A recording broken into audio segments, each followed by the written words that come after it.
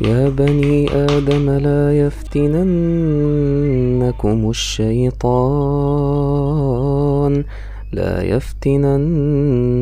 الشيطان كما أخرج أبويكم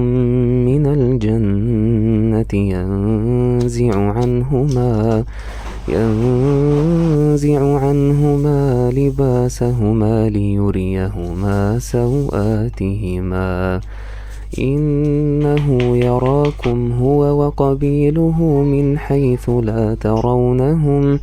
إنا جعلنا الشياطين أولياء للذين لا يؤمنون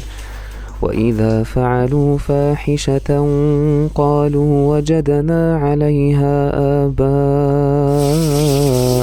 والله أمرنا بها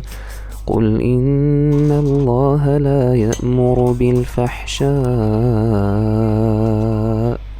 أتقولون على الله ما لا تعلمون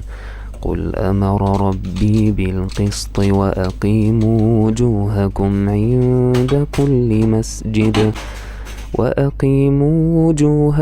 عند كل مسجد ودعوه مخلصين له الدين كما بدأكم تعودون